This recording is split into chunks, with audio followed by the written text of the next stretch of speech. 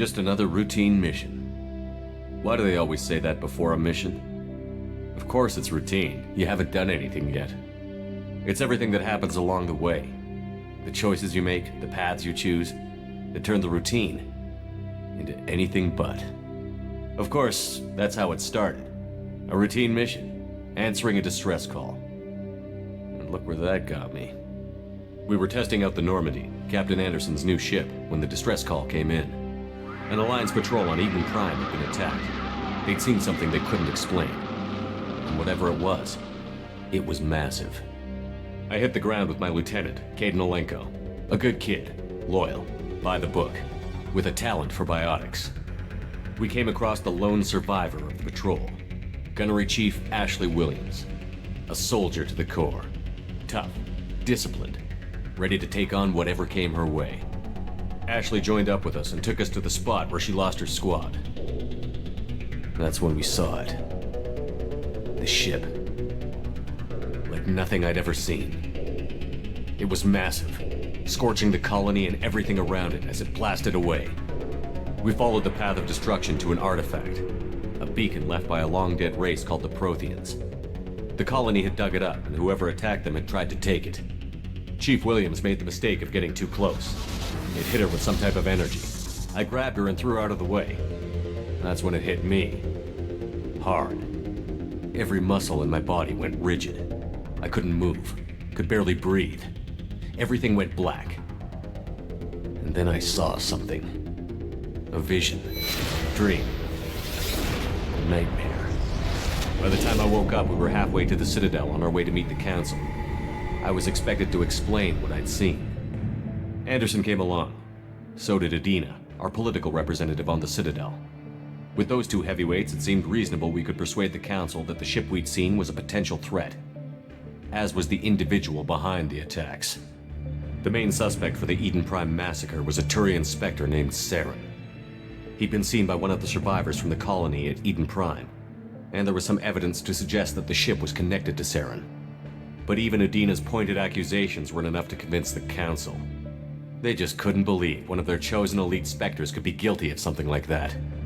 They needed proof, which meant I needed proof. Fortunately, I wasn't alone in my search.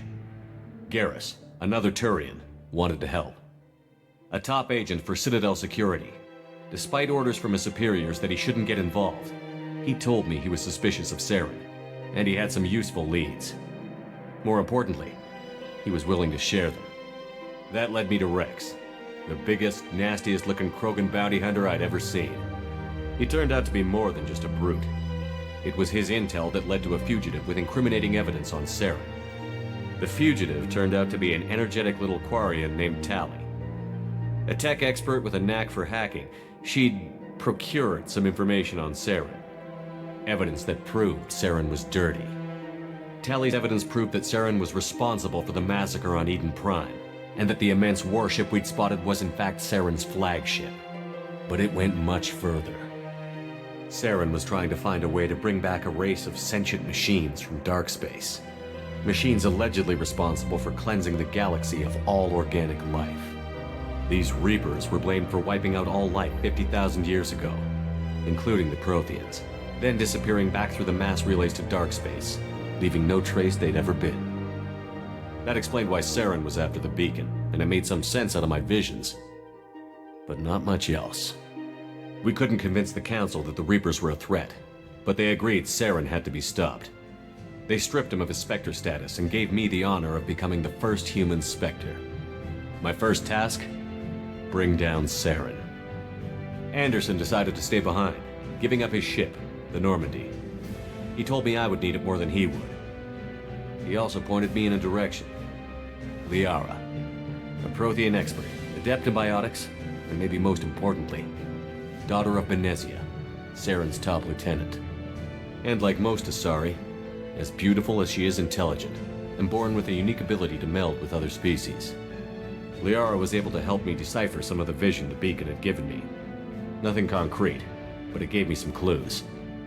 And a new appreciation for the Asari. Her technique for accessing my vision was unexpected, but not at all unpleasant. Ashley was a little concerned about the connection I shared with Liara. As commander, I knew either relationship had the potential to interfere with the mission. I decided discretion was the better part of valor, and kept my focus on our goal, finding Saren. Thanks to Liara's help, we had our next lead, Benezia. Saren had taken her to Novarian, where he'd enslaved a dangerous race of insect-like creatures, the Rachni. He ordered Benezia to use the same technique Liara had used on me to extract information from the Rachni Queen. The Queen's drones were everywhere, and they weren't happy. We had to fight through hundreds of them to get to Benezia. By the time we arrived, Saren was gone, with the information. I tried to reason with Benezia, but Saren had indoctrinated her. He had somehow acquired the ability to control people's actions and wills. Benezia wouldn't surrender, and Liara was forced to watch her mother die in her arms. And I was left with an angry, dangerous Rachni Queen to deal with. She claimed her drones would do no harm if I released her. But the Rachni had terrorized the galaxy before. I couldn't do it. I wouldn't doom an entire species for past sins. And the Queen was true to her word. She left and took her army of drones with her. With Saren's top lieutenant dead, he was quickly running out of time and places to hide. I tracked him down at his base on Vermeer, but we soon learned it was more than a base of operations. It was a breeding ground. Saren was breeding an army of Krogan. He'd found a cure for the genophage, a disease inflicted on the Krogan to prevent them from breeding and taking over the galaxy. But the Krogan Saren was breeding were slaves, mindless beasts that obeyed Saren's will. I had to destroy the base, and all its research. Rex disagreed. Violently. Rex wanted the genophage cure for his people. I tried to convince him to help me destroy it, that these Krogan weren't real. But he wouldn't back down. Fortunately, Rex is smarter than he looks. He realized this wasn't the way to help his people, and that Saren was the real threat. When we finally got to the center of the base, I realized just how close Saren was to completing his plan. He was already in communication with the Reapers. Sovereign, Saren's flagship we'd all assumed was just a ship, was a Reaper. It spoke to me, threatened me. I could feel the menace it had for every living thing. It wanted me dead. It wanted us all dead. And I knew it was capable of doing just that. What I couldn't understand was why Saren would help it. But there was no time to think about it. Sovereign knew where we were. We had to destroy the base and get the hell out. I split up my team in 2 squads, sending Ash with one and Kaidan with the other as a distraction. We had a nuke, and we planned to use it. Before we could detonate the bomb, Saren showed up. We fought. I stalled him to make time for my team. And in talking to him, I realized the truth. It wasn't Saren who was indoctrinating everyone. It was Sovereign. The Reaper. And Saren was in deeper than all of them. He tried to convince me he was still in control. Said he found a way to reduce the Reaper's influence, but he was kidding himself. Or believing the lies Sovereign was telling him. Before I could convince him to stop, he ran, leaving me just seconds to extract my squad mates. I tried, but I wasn't fast enough. I could only save one of them. Kaidan was a good man, and a great soldier. But I had to choose, and I chose Ash. That was the last time Saren would slip away from me. I knew then, the next time we met, one of us would die. With my team mostly intact, we chased Saren and his army to Ilos, a long-lost planet that had once belonged to the Protheans. As we prepared for what we knew would be a desperate fight, I spoke to my crew. We were just one ship, against Saren's growing army. I assured them all that despite the odds, we could defeat him. I'd never tell anyone, but I had my doubts. Leaving Kaidan behind had hardened my resolve, but revealed a soft spot in my defenses. How many more friends and allies would I be willing to sacrifice in order to stop Saren? We arrived on Ilos, close behind Saren. Once on the planet, we discovered a Prothean databank that helped me put the final pieces of my vision together. The Reapers had come 50,000 years ago, and every 50,000 years before that, each time purging the galaxy of life. The Protheans had fought and died, like every species before them. But a few survived long enough to leave a parting gift. The Protheans had discovered that the Citadel was the key to controlling the mass relays. By sabotaging the Citadel, they found a way to close the relays to dark space, slowing the Reapers' return, giving us the time we needed to find a solution to stop the Reapers once and for all. Saren knew this. He was leading his army to take control of the Citadel and re-establish the relays to dark space, bringing the waiting Reapers here to destroy us all. We followed him to the Citadel. It was intact, but heavily damaged. He had caught the Council fleets by surprise, and they were only now regrouping. And with Sovereign as his flagship, there was little hope the fleets could counterattack with enough strength to take back the Citadel. But Saren was done running, and I was done chasing him. As the Alliance and Citadel fleets battled Saren's army outside, I cornered the Turian bastard in the Citadel tower and confronted him. He died believing that the Reapers would save him. As I fought to regain control of the Citadel, the Council's flagship, the Destiny Ascension, fell under attack. Despite Saren's death, Sovereign and Saren's army continued to fight. The Council was aboard the Destiny Ascension, and they were requesting assistance. But I knew in order to help them, I would have to put our Human Alliance fleet in jeopardy. The Council could be replaced.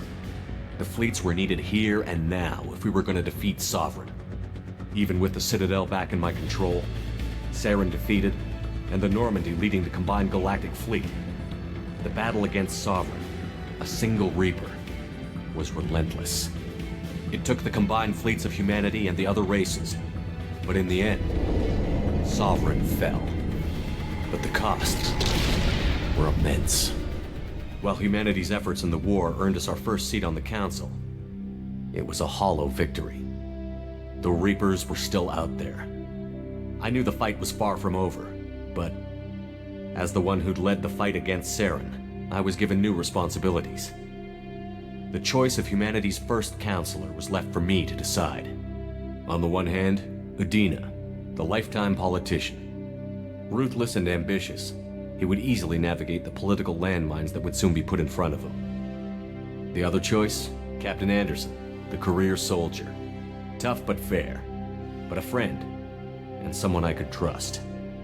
Both great leaders in their own right. Anderson didn't want the job, which was a sure sign he'd be perfect for it. No ambition to get in the way. The war was over. The threat had passed. In time, the Council would rebuild itself. The Citadel could be repaired. Even the pain of lost friends would fade. But none of that mattered if the Reapers were still out there. And if they were all as powerful as Sovereign, we had to find a way to stop them. I had to find a way. I gathered my crew, took my ship, and went in search of answers. Officially, the Council would only say I was assigned to cleanup duty, rooting out any remnants of Saren's army. Just another routine mission.